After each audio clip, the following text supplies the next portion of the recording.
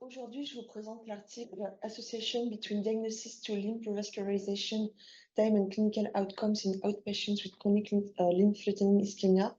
Donc, c'est une étude sur le temps entre le diagnostic et la revascularisation dans une cohorte américaine qui s'appelle la Clipper Cohort. C'est un article qui a été publié dans le Journal of the American Heart Association en 2024.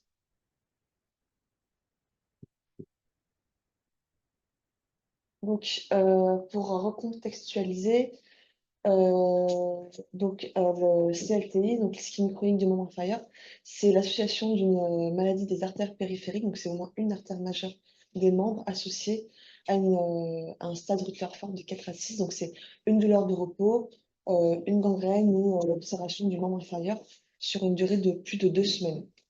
C'est une maladie qui est fréquente, qui touche 17%. Donc la maladie des artères périphériques, c'est 17% de la population, et c'est 10% d'entre eux qui ont une ischémie chronique des membres inférieurs. Parmi ces patients, il y en a un quart qui auront une amputation majeure du membre inférieur à terme. Donc, c'est pas un gros pourcentage, mais rapporté à une population de plusieurs centaines de millions d'habitants, ça fait beaucoup de patients à la fin. Donc, c'est un problème de santé publique. Et la revascularisation semble être un facteur décisif de prévention de l'amputation majeure dans la littérature.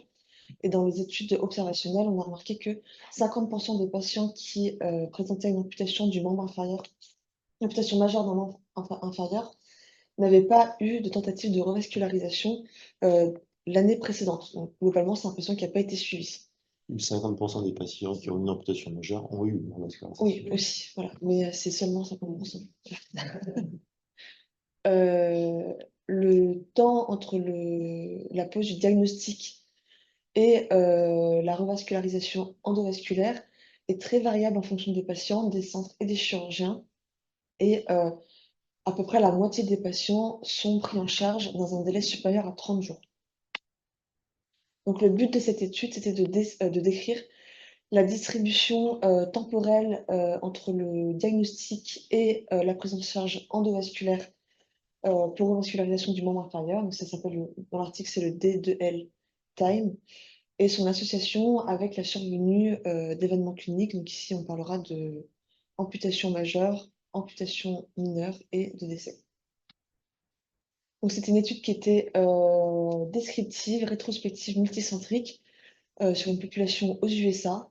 Donc ça concernait les patients qui présentaient une ischémie des membres inférieurs âgés de 66 à 86 ans entre 2010 et 2019.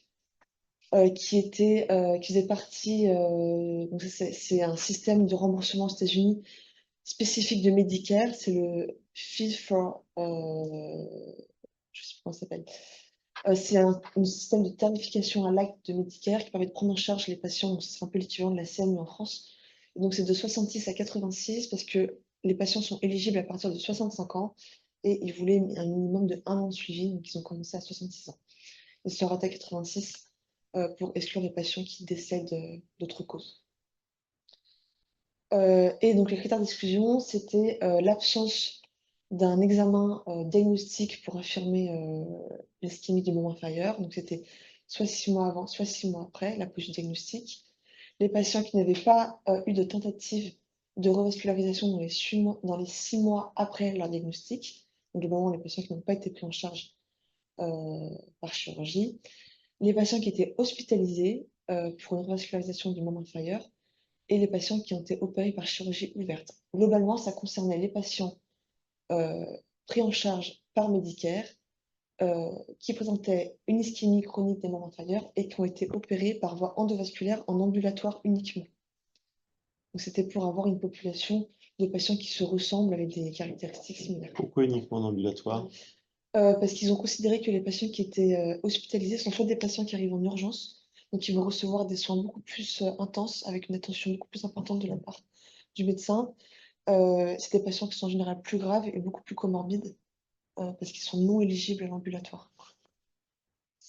Parce que Et en ambulatoire, souvent, bon, après c'est français, mais enfin européen, mais la prise en charge d'ischémie critique, il y a des plaies, etc. Donc ça implique quand même souvent oui, ouais. ouais. Alors là, il y a une nuance, c'est qu'ils ont un système d'ambulatoire hospitalisé. Je connais pas la nuance, enfin, je sais pas exactement comment ça se passe, D'accord. mais les patients peuvent dormir une nuit avant et une nuit après et quand même être étiquetés ambulatoires dans l'hôpital. D'accord. Ils ont probablement des chambres adaptées, des Et choses comme ça. c'est la prise en charge globale ambulatoire ou c'est le fait d'avoir vu C'est le la patient? chirurgie ambulatoire. Ambulatoire, c'est la Ouais, chirurgie. la chirurgie. Le moment de la revascularisation est en ambulatoire. Ouais, il n'y a pas d'hospitalisation, dans le service. Donc le critère de jugement principal, c'était la mortalité de toute cause et ou, une amputation majeure du membre inférieur. Donc c'était soit la mortalité, soit l'amputation majeure ou les 2 ensemble. Alors, le mieux aux États-Unis, c'est que le système de remboursement, ce qu'on appelle nous les GHM, Ouais. là-bas pousse énormément à l'ambulatoire. Les différences de tarification sont colossales entre une tarification en hospitalisation conventionnelle et en ambulatoire. C'est juste Ouais. un peu double, quoi. Après là, ils sélectionnent les patients parce qu'ils sont tous de Medicare. Donc c'est des patients qui ont le même niveau de vie, qui font partie de la même population, Mais bon, là, à peu près. ça pousse à développer l'ambulatoire, y compris pour les ischémies critiques, Ouais. quand tu vois les tarifications, alors qu'en France, le GHM est identique entre l'ambulatoire et l'hospitalisation conventionnelle. Ah oui, ouais. Après avec le Fee for Services de Medicare, tout est banalisé. C'est comme en France, c'est une tarification à l'acte qui a été Oui, créée en pour fait, c'est Medicare. le Ouais. système américain qu'on a. Oui. Mm. Et le critère de jugement secondaire, c'était l'association d'une amputation majeure ou d'une amputation mineure dans l'année suivant la revascularisation. Après 1 an, il y avait une censure des événements pour éviter l'association fortuite d'un événement qui ne soit pas corrélé à l'épisode de revascularisation. Donc, en observant l'ensemble des patients qui ont été revascularisés, on constate qu'il y a 50% des patients qui ont été revascularisés avant 30 jours, c'est à peu près 45-65, et 65% des patients qui ont été revascularisés après 30 jours. Ce chiffre-là, ça les a confortés dans le fait de choisir 30 jours comme cut-off. Comme ça faisait une population à peu près similaire de chaque côté. Donc, c'est entre le diagnostic et le traitement, hein, Ouais, c'est ça? oui. Et ils avaient aussi remarqué, avant de choisir 30 jours, ils avaient fait des courbes euh, statistiques et en fait, ils ont remarqué une cassure de la courbe à 30 jours. Donc, ils se sont dit que 30 jours, c'était la date qui leur paraissait la plus intéressante. Donc, ça, c'est le diagramme de flux. Il y avait quasiment 2 millions de patients qui étaient éligibles euh, à l'étude. Il y en a plus de 800 000 qui ont été exclus parce qu'ils n'avaient pas eu de test permettant d'affirmer la maladie artérielle. Encore qui ont été exclus pour tous les critères d'exclusion qu'on a vus précédemment. Et donc, à l'arrivée, il y a un peu moins de 100 000 patients qui ont eu une revascularisation par voie endovasculaire lors d'une hospitalisation ambulatoire dans les 6 mois après le diagnostic d'une ischémie chronique du membre inférieur. Ce qu'on ne sait pas, je suppose, comme c'est une base médico-administrative, c'est la raison du délai.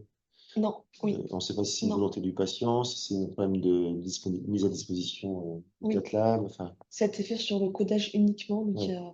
il y a pas de, il y a pas eu d'autorisation, donc il n'y a pas eu de traitement des données personnelles, c'est que du codage. Mais quand ils disent diagnostic, c'est diagnostic par le médecin traitant ou c'est pour le début de la prise en charge chirurgicale? Et ben, c'est la première fois qu'apparaît dans le dossier Medicare le terme ischémie chronique du membre inférieur. Donc, en général, c'est le chirurgien vasculaire qui voit le patient, mais s'ils ont vu quelqu'un d'autre, c'est la première fois que ça a été codé, tel quel dans le dossier médical C'est de Medicare, l'hospit, qui est centralisé. c'est des données hospitalières, donc c'est Ouais. probablement enfin, c'est au cours de l'hospit. Et donc, quand on compare les populations, donc, enfin, au sein de la population qui a été retenue à l'issue du diagramme de flux, euh, entre les patients qui ont été opérés avant 30 jours et les patients opérés après 30 jours, on remarque quelques différences. Donc, les patients qui ont été pris en charge plus tôt sont souvent des malades moins graves, ou c'est des Rutherford 4, et c'est des patients surtout qui présentent moins de comorbidités. Donc, ils ont moins de dysfonction cardiaque, moins de troubles neurologiques, moins de diabète, etc. Donc, c'est des malades qu'on pourrait dire moins lourds d'un point de vue médical et surtout d'un point de vue anesthésique. Donc ils ont besoin peut-être de plus de bilan préopératoire. Exactement. Ouais. Euh, Et donc, quand on compare Donc quand on fait le test statistique concernant les patients avant 30 jours et après 30 jours, chez les patients qui ont été pris en charge avant 30 jours, on ne constate pas d'association entre le délai de prise en charge et la survenue d'un événement indésirable grave à type d'amputation majeure ou de mortalité. Mais on remarque après 30 jours qu'il y a une association entre le délai de prise en charge et la survenue d'une amputation majeure, et également une association entre le délai de prise en charge et la survenue d'une amputation majeure ou d'une amputation mineure. Donc il n'y a pas d'association avec la mortalité. Par contre, chez les patients pris en charge après 30 jours, il y a une association avec la survenue d'une amputation. Donc 2,5, ils ont échelonné par 10 jours avec une analyse de sensibilité. Ils ont remarqué que par créneau de 10 jours, c'est une augmentation de 2,5%. Donc ça paraît pas beaucoup, mais quand on rapporte à un mois, donc avec des créneaux de 30 jours, à partir de 30 jours du diagnostic, ça fait quand même une augmentation de 7,6% de risque d'amputation majeure. Tout ça, ça conduit à penser que une amélioration du système de soins pour les patients présentant une ischémie des membres inférieurs de manière à améliorer l'accès à une revascularisation plus rapide permettrait de réduire le risque d'amputation majeure. Amputation majeure étant un événement extrêmement important dans la vie du patient qui est parfois considéré comme pire que la mort et qui dégrade de manière brutale la qualité de vie du patient et qui a des coûts énormes pour la société. Énorme. Les analyses de sensibilité ont montré qu'il y avait même une association qui débutait dès 16 jours après le diagnostic. Donc pour certains sous-groupes de patients, mais ce n'était pas détaillé dans l'article. Et les patients, bon ça on en a parlé, les patients qui présentaient une revascularisation avant 30 jours après le diagnostic, c'était soit des patients qui présentaient peu de comorbidité, donc qui étaient programmables très rapidement, ou des patients qui étaient à très haut risque d'amputation, donc qui étaient pris en charge beaucoup plus rapidement et qui bénéficiaient d'un soin plus appliqué par le chirurgien. Comme ils sont urgents, ils sont programmés plus tôt, donc ils ont un soin qui est intensifié par rapport aux patients qui sont entre deux, en fait, qui présentent des comorbidités, qui ne sont pas complètement urgents et qui, eux, sont parfois un peu plus délaissés et opérés plus tardivement. Donc l'amputation est souvent elle est souvent sous-estimée en termes de santé publique dans les programmes de soins et dans la société. Et il y a une comparaison qui est faite dans l'article avec les articles qui ont été publiés sur les revascularisations cardiaques après infarctus. Et en fait, le système de soins est beaucoup mieux organisé pour les infarctus. C'est exactement les mêmes chiffres, avec une augmentation qui est à peu près de 7% de mortalité pour chaque 10 minutes après l'entrée du patient. Entre le moment où le patient franchit la porte de l'hôpital et le moment où le patient a son stent, chaque 10 minutes supplémentaires, c'est 7% de mortalité. Donc c'est les mêmes chiffres que pour l'amputation, mais les ischémies du membre inférieur bénéficient d'un système qui est beaucoup moins organisé de prise en charge, de soins et d'organisation. Et les patients avec des ischémies critiques des membres inférieurs sont souvent plus vieux. Ouais, j'ai fait une petite coquille. C'est souvent des patients qui font partie de communautés ethniques sous-représentées, qui sont plus pauvres, qui font partie et qui sont d'une catégorie socio-économique moins valorisée. C'est des patients défavorisés. C'est pas qu'aux États-Unis. Oui, ouais, c'est comme chez nous. C'est toujours des patients qui sont afro-américains, pauvres, insérés dans la société et plus vieux. Également, ça pose la question de l'accès aux soins, comme en France chez nous. Et ça, c'est un article qui a été mentionné dans la discussion avec deux cartes des États-Unis. À gauche, c'est le nombre d'amputations par an. Et à droite, c'est le nombre de revascularisations par an. On voit qu'il y a quand même une association inverse entre le nombre de revascularisations pour les États du centre des États-Unis et le nombre d'amputations. Également pour la côte ouest. Donc là, il y a moins de revascularisation. Et ici, que je dise pas de bêtises, il y a plus de revascularisation au nord de la côte est et il y a moins d'amputations. Et à l'inverse, si on regarde la côte est, c'est inversement proportionnel de la même manière. Plus les patients sont revascularisés et moins ils sont amputés à terme. qui paraît quand même logique. Et en fait, c'est pas forcément une question de défaut de la part du chirurgien pour le programme, etc. C'est sûr que les patients ont du mal à prendre rendez-vous et du mal à être programmés à cause du manque d'accès aux soins et du manque de disponibilité des salles opératoires et de la consultation de chirurgie musculaire.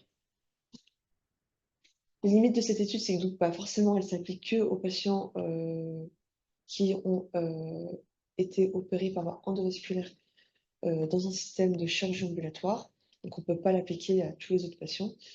Et cette étude n'examine pas le délai entre les premiers signes d'ischémie chez le patient et le moment où le diagnostic a été posé. Donc, parfois, il y a un diagnostic très long qui a été... Enfin, le temps a été très long entre les premiers signes du patient et le délai pour consulter, mais ça n'a pas été examiné dans l'étude. Donc, pour conclure, il y a une association entre le délai de prise en charge des patients avec une ischémie critique des membres inférieurs et la survenue d'une amputation majeure des membres inférieurs. Et c'est une amélioration globale du système de soins, de l'organisation du parcours patient et de l'accès au système de santé qui permettrait d'améliorer la survenue d'amputation et d'améliorer en fait, la santé des patients de manière globale. Voilà. Et c'est des patients qui sont à très haut risque cardiovasculaire, mais qui mériteraient de bénéficier d'une intensification des soins. Et voilà, c'était beaucoup de monde. C'est un super papier, ça. Parce qu'en fait, il y a un dogme ou une phrase qu'on entend toujours parler, mais pour moi qui relevait pas de preuves, et là ça en apporte une en tout cas, c'est time is tissue. C'est un truc qu'on entend tout le temps parler, je sais pas. Et c'est typiquement sur les skin critiques, on dit time is tissue. Et à ma connaissance, je ne savais pas si c'était basé, alors sur une impression clinique, oui, mais c'était pas basé sur des éléments scientifiques. Et là, c'est tout à fait relevant par rapport à cette phrase-là. On ne sait pas, parce que l'accès, finalement, ils font sous anesthésie locale aussi. Enfin, de toute façon, je pense qu'on ne peut pas savoir parce que c'est un registre. Non, on peut pas savoir. Si, ils ont étudié. c'est pas mentionné.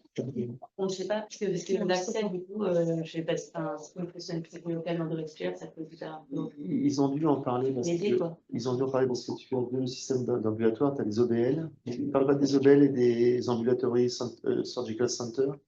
Et ainsi, J'ai pas regardé suffisamment. ils doivent en parler peut-être dans les tableaux, le pourcentage de patients pris en charge dans les deux structures. Ces deux structures, c'est 18% en ambulatoire. D'accord. Je ne sais pas comparer. Mais je pense que c'est ça la différence, parce que la structure dont vous parlez, la deuxième, là, je pense que c'est ça où les patients peuvent dormir, comme à l'hôtel. Peut-être parce que c'est Et rattaché à l'hôpital, je voilà. pense. Donc en fait, je pense ils le disent qu'ils ont pris tous les patients Ouais. pour être opérés en ambulatoire, donc des deux systèmes que nous, on n'a pas en France. On n'a pas le système d'hôtel hospitalier. Voilà. Alors après, ça implique une chose importante. Il y a les études Bastiella, etc., qui ont montré que dans certaines indications, en cas de bonne veine, etc., c'était meilleur de faire un pontage que de l'angios. Sauf que sur un programme opératoire, tu fais 2 pontages maximum et tu ne fais pas 5 angios. Et en fait, avec une population qui ne cesse de croître, enfin, la population avec une ischémie critique ne cesse de croître, la chirurgie, sauf augmentation importante du nombre de chirurgiens, du nombre de salles disponibles, sera incapable à répondre à cette demande en termes de temps. Donc en fait, l'idée, le concept de dire, bon voilà, il y a une technique qui est meilleure que l'autre, mais on ne peut pas vous proposer cette technique parce que les délais d'accès sont trop importants, compte tenu du nombre, tout simplement c'est mathématique. Hein. Finalement, en 2 jours, tu fais un programme d'une semaine de chirurgie, même avec des résultats inférieurs en termes d'intervention. Il vaut mieux quand même faire une technique de revascularisation qui apporte quelque chose au patient plutôt que d'attendre 4 semaines avant de prendre un patient pour un pontage, parce qu'on n'a pas cette possibilité. Donc, ce que je veux dire par là, c'est que dans l'idée, la preuve qu'une technique est meilleure qu'une autre, il faut aussi prendre en considération l'offre de soins. Oui. Voilà, l'offre de soins, si tu ne peux pas offrir ces soins-là, ça ne sert à rien de les proposer non plus. Après, c'est sûr que c'est le diagnostic aussi, le délai de poser le diagnostic et d'être référé au chirurgien vasculaire, je pense que c'est très long. Parfois, les patients, on ne sait pas qu'ils ont un Ouais, c'est un des biais de l'étude. Ah oui, oui. Mais c'est probablement c'est probablement le sous-groupe de patients qui arrivent en urgence et qui est pris en charge tout de suite, qui serait lissé si jamais ça devient plutôt. Après, 50% de l'activité est faite par les chirurgiens, 50% par les cardiologues interventionnels. aux États-Unis. La part des radiologues, pas, je pense, est relativement faible. C'est surtout cardio chien. Ok, c'est un très très beau papier. Bon, bah, merci beaucoup. Merci.